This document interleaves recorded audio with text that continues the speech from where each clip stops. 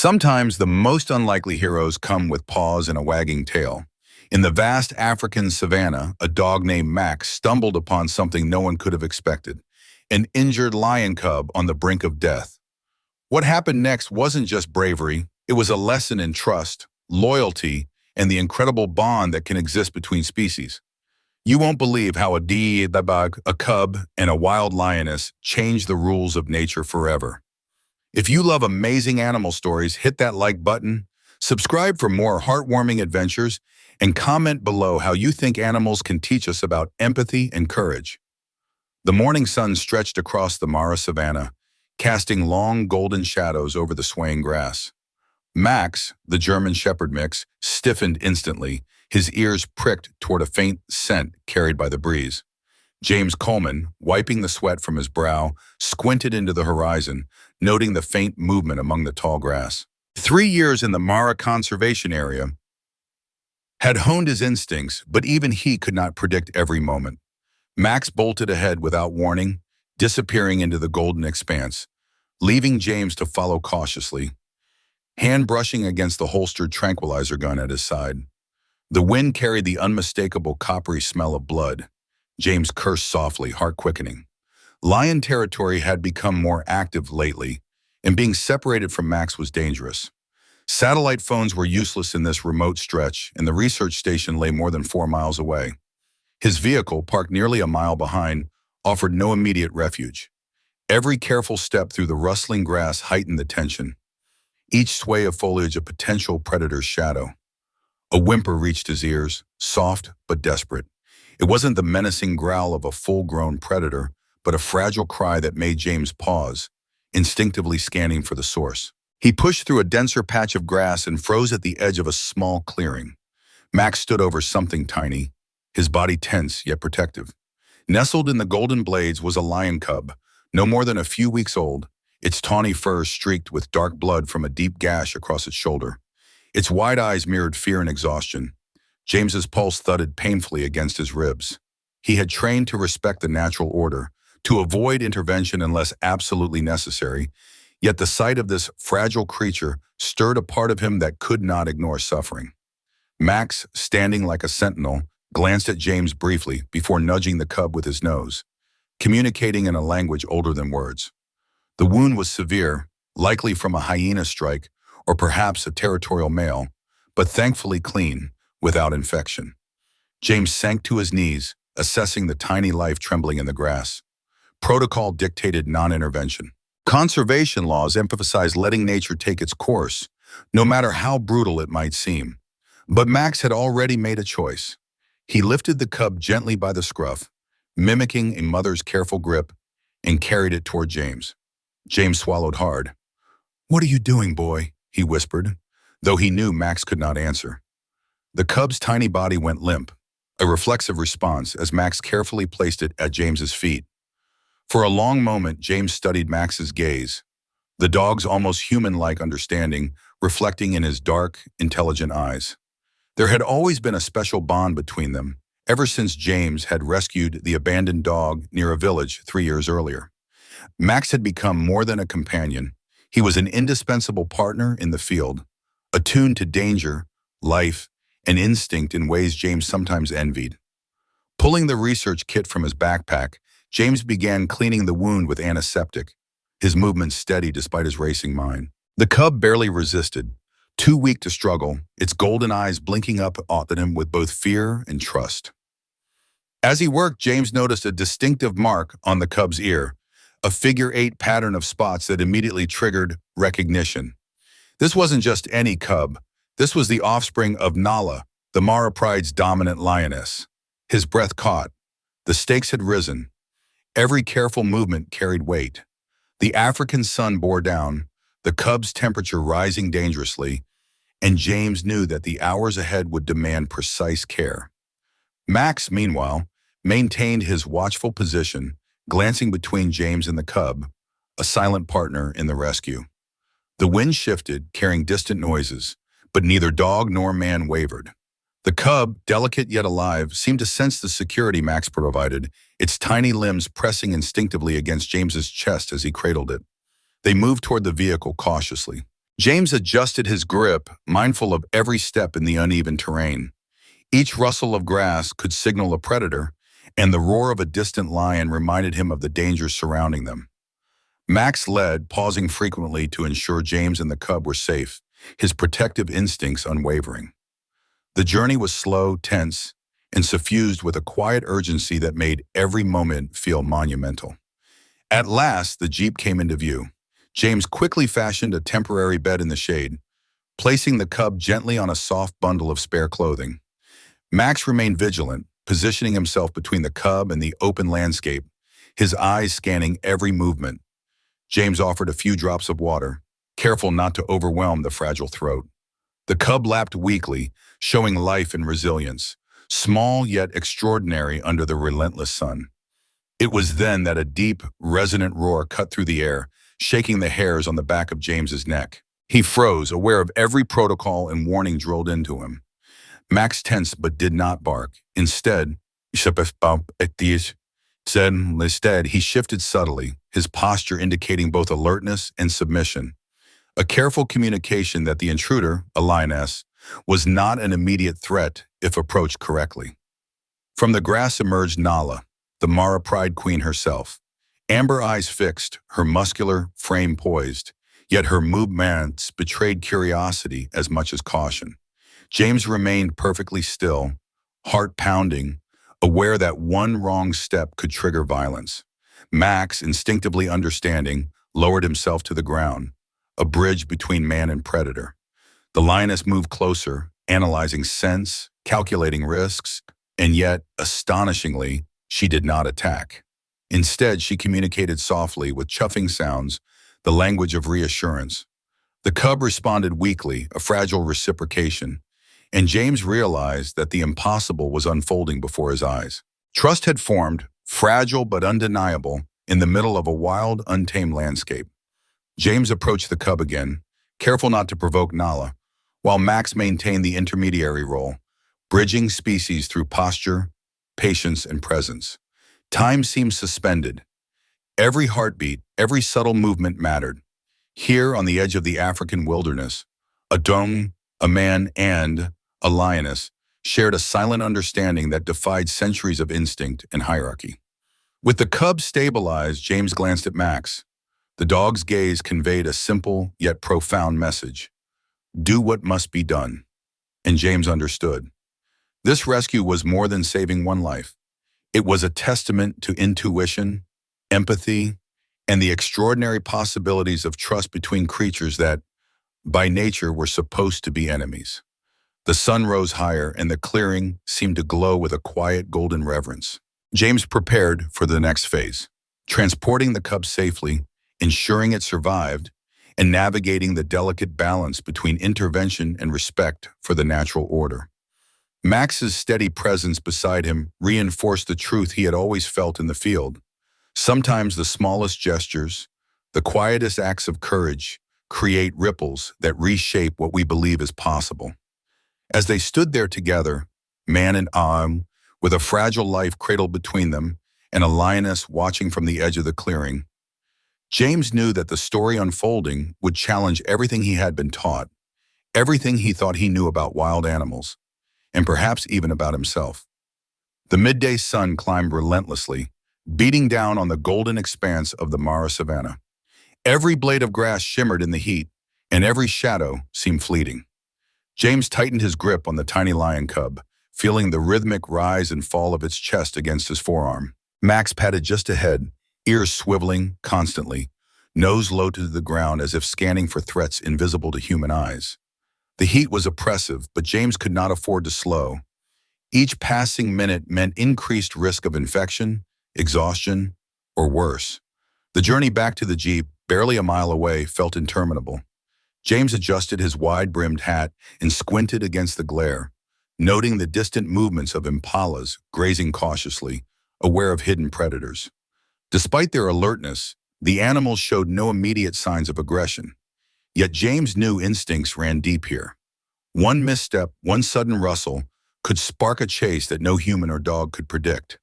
Max, sensing the tension, maintained a careful pace, frequently turning to glance back at James and the cub, ensuring the fragile life in his care remained safe. The cub stirred faintly, its tiny paws twitching, as if dreaming of running through tall grass that it might never fully explore. James murmured softly. Offering reassurance, he doubted the cub understood, but hoping the sound of his voice might calm it. "We're almost there, little one," he whispered. Sweat clung to his brow, and the sun's intensity made his khaki shirt stick uncomfortably to his back, but he ignored the discomfort. There was no room for distraction, not when the cub's survival depended on their careful coordination. Every step through the uneven terrain demanded vigilance. A distant bird call might signal nothing, or it might announce a predator approaching. The roar of a lion, far away but resonant, reminded James that this land belonged to creatures far stronger and faster than himself. Max's ears twitched. He sniffed the air and pivoted slightly, his posture shifting in subtle ways that indicated alertness without aggression. James had learned to read these signals over years of field work, trusting the dog's instincts even when his own senses failed to detect danger. The cub's condition required constant attention. Its breathing was shallow, uneven, and every subtle movement James made was calculated to avoid causing pain. The wound, though temporarily bandaged, had begun to show fresh signs of blood, likely irritated by movement or the heat. James dabbed gently with his sleeve, careful not to disturb the antiseptic. Max, ever attentive, placed a paw lightly near the cub, as though offering silent reassurance, yet never intruding or startling the young lion. It was a delicate choreography, a three-way partnership between human, dog, and cub, all balancing instinct, trust, and survival. About halfway to the vehicle, the landscape opened into a broader stretch of savanna, offering no cover. The open space amplified every sound, the distant rustle of grass, the faint snapping of a twig, even the slight rasp of the cub's breath. James slowed, scanning the horizon. There was no signal on the satellite phone, no immediate help anywhere nearby. His mind raced with contingencies. What if another predator appeared? What if the cub could not endure the walk? Max, sensing James's internal tension, glanced up with a calm steadiness that seemed almost human in its clarity. Then unexpectedly, the roar came again, closer this time. James froze. His hands tightened slightly around the cub, and he instinctively scanned the edges of the clearing for movement. Max's tail lowered slightly, his body stiffened, but there was no bark, no growl, only measured caution. James remembered the countless field warnings. Adult lions protecting cubs could be lethal to humans perceived as threats, but the sound carried intelligence, a rhythm of familiarity rather than immediate aggression. Still, the threat was real. The safest course was slow, deliberate movement. James shifted slightly, lowering the cub's position against his chest to keep it stable, and took deliberate, measured steps. Max led the way, but adjusted constantly, circling slightly, sniffing, and signaling danger or reassurance with subtle shifts in posture. Every instinct James had learned over years of research surged forward. Remain calm, do not provoke, let the animal sense your intent. Yet for the first time, he felt that instincts alone might not suffice. This was no ordinary field encounter. He was not merely observing behavior. He was part of a living negotiation, balancing life, trust, and survival in a volatile landscape. A low, rumbling growl reached his ears. James froze at mid-step. Max, sensing that tension, lowered his head slightly, exhaling slowly as if to convey, "Stay calm." The cub, barely conscious, twitched but did not cry. The growl resolved itself into a soft chuff, a lion's gentle exhalation of recognition rather than threat. James's heart skipped a beat. Nal, the cub's mother, was near. The adult lioness had approached without alerting the cub, her movements cautious, measured, protective. Every muscle in James's body tensed, yet he did not move abruptly. Max remained calm, creating a subtle buffer of trust between human and lioness. For a long, suspended moment, the three of them, man, dog, and lioness, communicated without words. James's presence alone was enough to provoke suspicion, but the dog's mediation and the lioness's maternal focus prevented a deadly confrontation. The cub stirred slightly, sensing its mother's presence, and James realized that Max's role had transcended that of companion.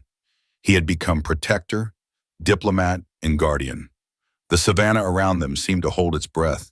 Even the distant wildlife paused, giving space to this extraordinary interaction. Finally, the vehicle came into view. Relief coursed through James, tempered by caution. The final stretch required careful negotiation. Open terrain with no cover meant any misstep could trigger a defensive attack. He moved slowly, keeping his voice low, arms steady, and body positioned to shield the cub without appearing threatening. Max adjusted, placing himself strategically, maintaining a protective line while signaling calm to both human and lioness. As they neared the jeep, the cub's fragile body trembled, not just from injury, but from exhaustion. James murmured softly, his voice a steady rhythm in the chaos. "Almost there. We've got you. Stay with me." Max glanced at him once, a moment of quiet understanding passing between man and dog. The lioness followed at a distance, her amber eyes fixed on the cub, ensuring no harm came while remaining remarkably restrained. At last, James reached the shade of the vehicle. He carefully laid the cub down on a makeshift bed fashioned from spare clothing, adjusting the bandages as Max sat guard. The lioness stopped a few feet away, sniffing cautiously, her body language tense yet non-threatening. James realized that the boundary between predator and human had blurred. The cub's life was no longer just about survival. It had become a story of trust, courage, and the extraordinary bond linking three very different beings. James exhaled, allowing himself a brief moment of awe. The heat of the savanna pressed in, but the tension began to ease. Max, ever vigilant, remained close to the cub, his protective posture unwavering. The journey was not yet complete, but the first and most dangerous step, the safe arrival at the vehicle, was accomplished. For the first time, James truly understood the depth of loyalty, intuition, and courage animals could exhibit. And he knew in that moment that the events unfolding would redefine everything he believed about the natural order. The vehicle's tires crunched softly over the uneven savanna dirt as James drove slowly toward the research station, careful not to startle the fragile passengers in the back. Max trotted alongside the jeep, maintaining his watchful vigilance over the cub while keeping a respectful distance from Nala, who had surprised James by walking calmly behind the vehicle. The lioness's amber eyes were alert, her movements deliberate, yet she showed no sign of aggression. Her presence was a silent declaration. She trusted Max, and remarkably, she was allowing James to intervene on her cub's behalf. James's heart raced, a mix of adrenaline and disbelief. He had faced countless dangerous encounters in the Mara, but nothing prepared him for a scenario where a wild predator not only tolerated human proximity, but actively allowed cooperation. Every instinct screamed caution, yet he sensed that Nala's maternal focus and Max's mediating presence had created an unprecedented balance. At the station, chaos met them. Staff hurriedly retreated to safe observation points, their faces a mix of astonishment and fear. Only Dr. Amara Patel, the station's veteran wildlife veterinarian, remained outside, her professional composure tested by the unbelievable scene unfolding before her. James maneuvered the jeep carefully, keeping the cub stable and minimizing sudden movements, while Nala followed calmly behind, Max walking just ahead of the fragile golden form. "James, what on earth is happening?" Dr. Patel's voice held disbelief. She stepped forward cautiously, measuring every step. "It's Max," James said quietly, his eyes on the lioness and cub. "He found the cub, and this happened. She's letting us help." Dr. Patel's eyes widened as she took in the scene. A fully grown wild lioness, calmly observing the humans around her cub, and a German shepherd guarding the perimeter with poised attentiveness. "This is unprecedented," she murmured. "We'll need the surgical team ready. This laceration is severe, probable hyena attack."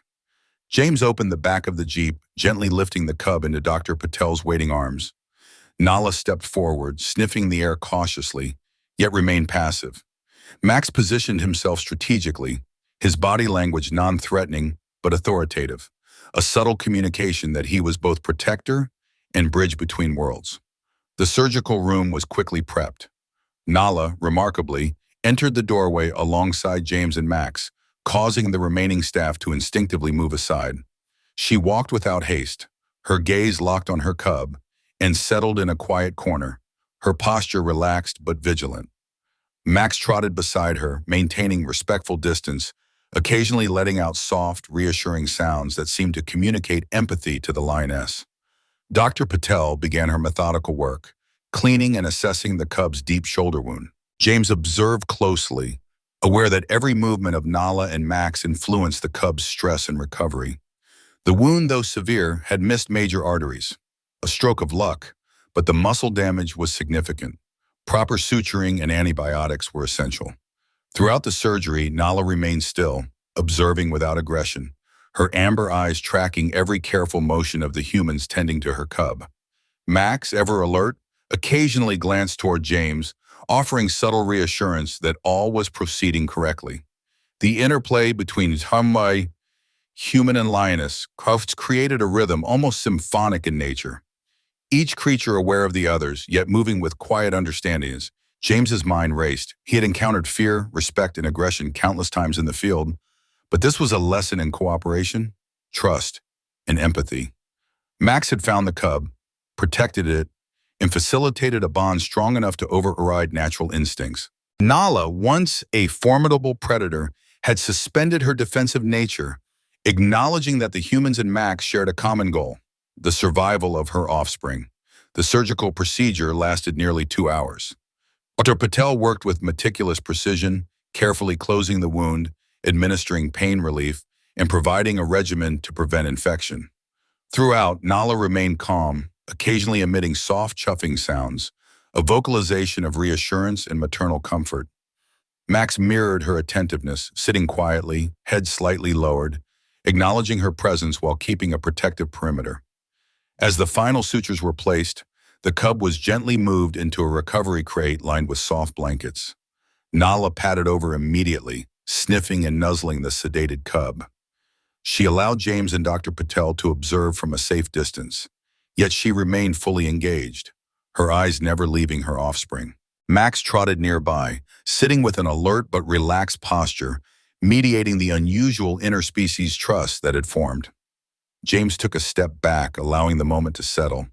He had witnessed something extraordinary. A wild predator, normally bound by instinct and territoriality, actively cooperating with humans, and a canine to ensure her cub's survival. The cub's survival was no longer just a matter of veterinary skill. It was a testament to empathy, communication, and understanding across species. The following hours were spent carefully monitoring the cub's recovery. Nala continued to stay close, displaying remarkable patience and maternal care, even allowing Dr. Patel to check the cub's wound under careful observation. Max remained present, his presence a constant reassurance to both human and lioness. He occasionally nudged the cub gently, demonstrating a strange but genuine connection that mirrored the lioness's protective behavior. James recorded every observation, noting behaviors that defied conventional wisdom. Nala's tolerance of human presence, her active participation in monitoring her cub's recovery, and her trust in Max's protective role challenged everything James had previously understood about wild animal behavior. Max, in turn, displayed behaviors that went beyond domesticated instinct. He mediated tension, communicated through subtle body language, and fostered trust that spanned species boundaries. By late afternoon, the cub was stable, showing signs of awakening as sedation wore off. Nala remained alert but calm, guiding the cub gently with soft vocalizations. Max, understanding the delicate nature of the moment, sat quietly nearby, offering companionship without intrusion. James marveled at the scene, aware that this moment would remain etched in his memory as one of the most profound experiences of his career. The researchers documented the interactions carefully, ensuring minimal interference while capturing the extraordinary cooperation unfolding before them. James explained to Dr. Patel and the team, "It's not just tolerance, it's active cooperation in what appears to be genuine affection." Max knew what to do. Nala knew we were trying to help. Somehow they understand each other. By evening, the cub, now named Keon, began to move with tentative strength. Nala guided him with gentle nudges, occasionally stepping back to allow him to explore within the safe confines of the recovery area. Max engaged in playful, protective interactions, teaching Keon small movements, guiding him without aggression, and establishing a rhythm of mutual trust. For the first time, James allowed himself a deep exhale. The cub's survival was no longer an uncertain hope. It was a tangible result of interspecies cooperation. What had begun as a precarious field rescue had evolved into a living demonstration of trust, empathy, and instinctive understanding. Every glance between Max and Nala, every soft chuff from the lioness, every careful nudge toward Keon, was a lesson in the extraordinary possibilities of connection across species. As twilight approached, casting a soft glow across the Mara Savannah visible through the windows of the research facility, James sat back, watching the unusual trio interact. Nala remained vigilant yet calm. Keon explored cautiously, testing strength and coordination. Max trotted alongside, guiding, protecting, and teaching simultaneously. James realized that the events of the day had redefined the boundaries of possibility in wildlife rescue and in interspecies understanding. In that quiet, golden evening, the cub slept, the lioness watched over him, and the dog remained steadfastly alert. James knew that the following days would involve recovery, observation, and careful planning for reintegration into the wild. But for now, survival, cooperation, and trust had triumphed in ways he had never imagined. The sun dipped below the horizon, painting the savannah in hues of orange and purple, and James allowed a small, reflective smile. Life here, in its rawest and most unpredictable form, had once again reminded him that courage and empathy can exist in all creatures, and sometimes extraordinary bonds form where they are least expected, but most needed. The morning light streamed through the research facility's windows, illuminating the recovery enclosure where Keon, the young lion cub, was slowly awakening from sedation. The air carried a subtle scent of antiseptic, mixed with the earthy musk of the lioness and the faint, comforting aroma of Max. The previous night had been long and tense, yet remarkably, the cub had survived. Nala remained close, her posture relaxed but alert, as if she understood that her presence was crucial for both reassurance and protection. Max, ever vigilant, sat a few feet away, eyes scanning the cub while maintaining a calm, steady guard. Keon stirred, his small body trembling slightly as he attempted to lift his tiny paws. Nala nudged him gently with her nose, murmuring soft, chuffing sounds that seemed to encourage and guide him. Max mirrored her behavior in his own canine way, letting out low, soothing whines and adjusting his position to remain protective yet non-intrusive. James watched quietly, marveling at the harmony that had developed between these three lives. Each creature understood the other's role, their instincts aligning in a delicate, extraordinary dance. Over the next several days, the team implemented a careful routine for the cub's recovery. Keon received regular checks from Dr. Patel, who monitored the healing of the deep shoulder laceration, while also ensuring that the cub maintained hydration and nutrition. Nala remained near him constantly, allowing humans to perform their duties without interference, a level of cooperation unprecedented in her experience. Max's role evolved as well. He became a surrogate family member, engaging with the cub in gentle play, teaching him movement and coordination, and guiding him in exercises that mimicked hunting behaviors he would need in the wild. The enclosure itself had been designed to balance safety with a semblance of the wild. Half an acre of space was bordered by high fencing, with natural vegetation providing cover and hiding spots. There was a covered den for rest and various enrichment items to stimulate Keon's development.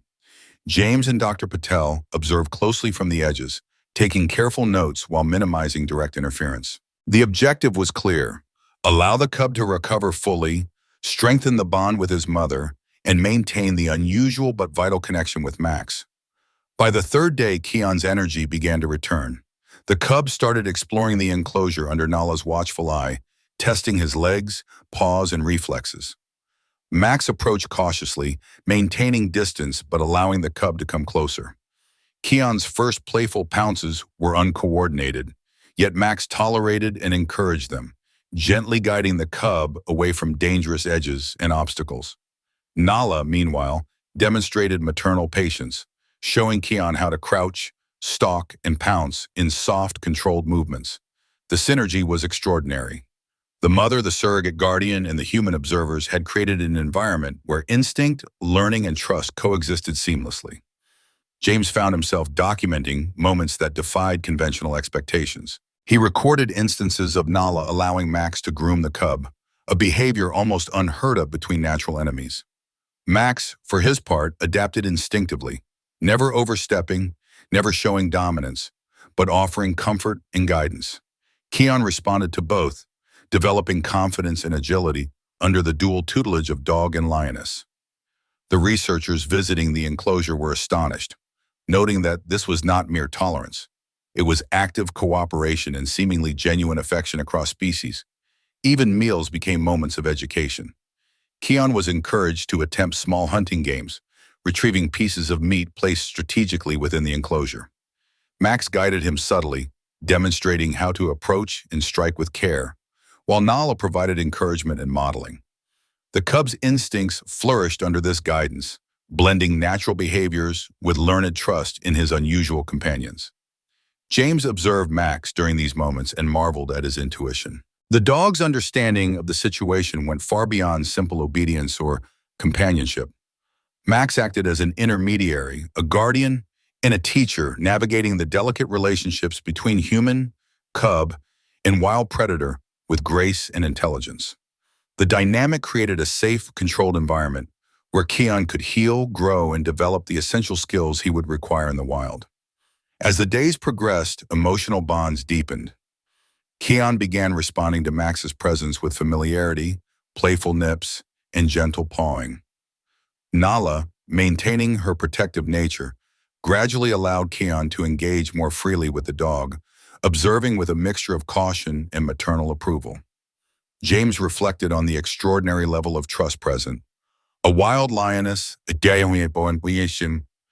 and a human had formed an alliance founded on care, patience, and empathy. Outside the enclosure, the research team marveled at what they were witnessing. Behavioral notes were meticulously recorded, photographs captured discreetly, and video footage documented the cub's recovery and the interactions that defied conventional expectations. James knew that any disruption could unsettle the delicate balance, so the human presence was minimal, always careful to respect the established rhythms. Yet the lessons were profound. Interspecies communication, mutual trust, and intuitive understanding were not only possible but thriving in this environment. By the seventh day, Keon's physical recovery was remarkable. The deep laceration had closed, the swelling had diminished, and the cub's strength and coordination had improved significantly. Keon began demonstrating early hunting behaviors with increasing skill, crouching, stalking, and pouncing on moving objects, often under Max's playful guidance. Nala, ever vigilant, supervised from a short distance, interjecting only when necessary, allowing her cub the freedom to explore while maintaining protective oversight. The social dynamics within the enclosure evolved further. Max's presence normalized for Nala, creating an environment where interspecies cooperation was routine. The cub, fully aware of both protectors, engaged in exploratory play that reinforced his survival instincts and strengthened the bonds that had become essential to his well-being. James recognized that this period was critical. The cub's development, both physically and socially, depended on the unusual but effective combination of guidance from both dog and lioness. The team made the decision to continue monitoring interactions while introducing small, controlled challenges designed to prepare Keon for eventual reintegration into the wild. Objects were moved around the enclosure to simulate natural obstacles. Scents were introduced to mimic wildlife, and exercises were conducted to encourage balance, agility, and instinctive reaction. Max played a central role in these exercises, guiding and protecting, while Nala's silent supervision ensured the cub stayed safe and confident. Emotionally, the experience was transformative for James. He observed behaviors that suggested empathy, awareness, and even affection across species boundaries. Max had become more than a companion. He was a critical part of the cub's recovery and education. Nala had demonstrated intelligence, restraint, and maternal instinct in a way that allowed human intervention without compromising her natural authority. Together, they created a living lesson in trust, cooperation, and the power of interspecies bonds. By the 10th day, Keon's recovery was complete. The cub displayed remarkable strength and agility, fully aware of both the dangers and the allies surrounding him. Nala remained attentive but allowed independence. Max continued his gentle guardianship, and James and the research team documented the extraordinary interactions that had taken place.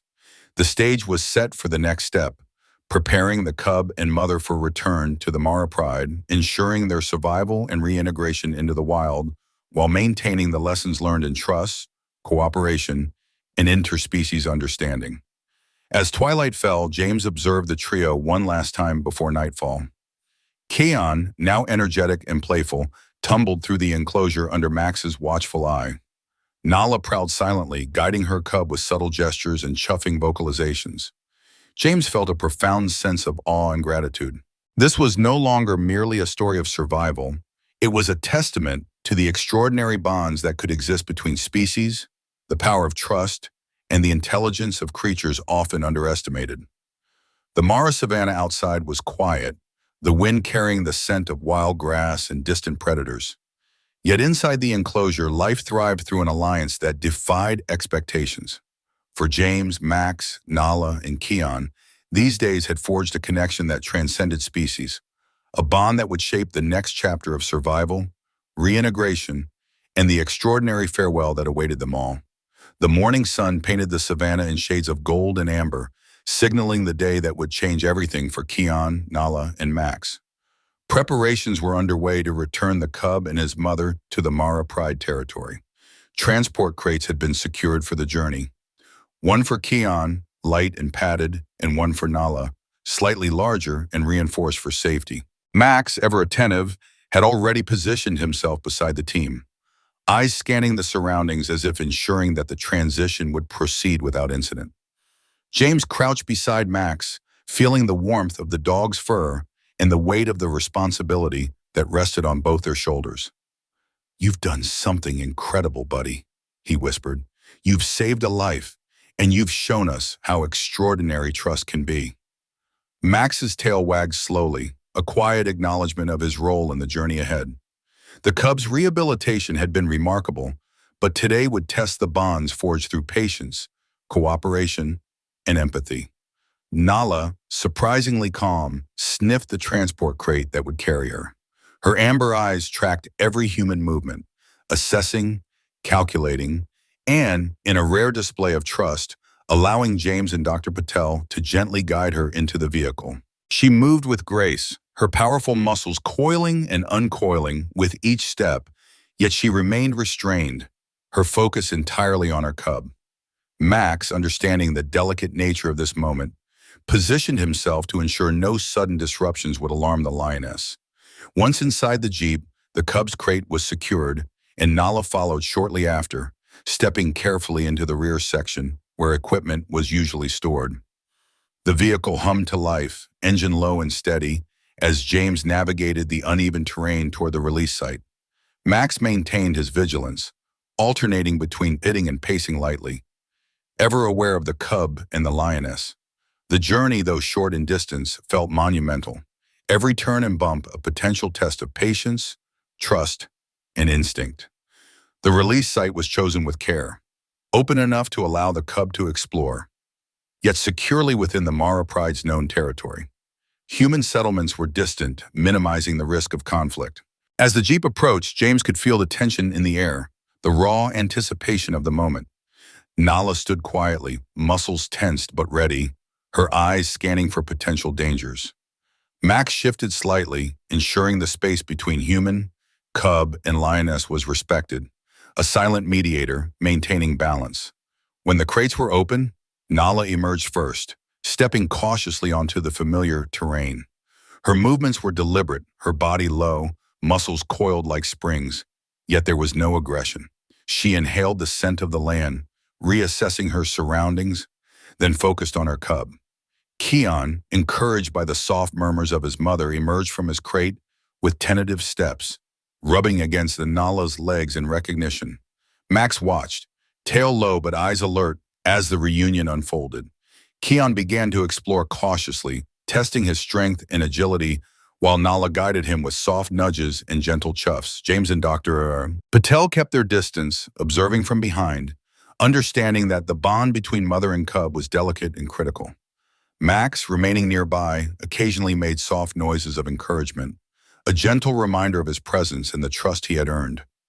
The emotional climax arrived in quiet, profound gestures. Nala paused, turned, and looked directly at Max.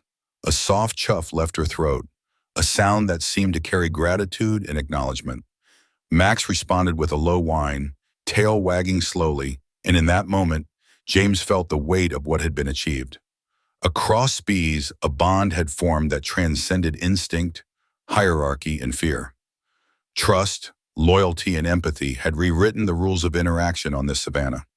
Keon, sensing the approval of both mother and surrogate guardian, began to playfully crouch and pounce, mimicking the lessons Max had guided him through during his recovery. Nala observed closely, occasionally adjusting her cub's behavior with gentle nudges, while Max interacted with a careful balance of play and caution.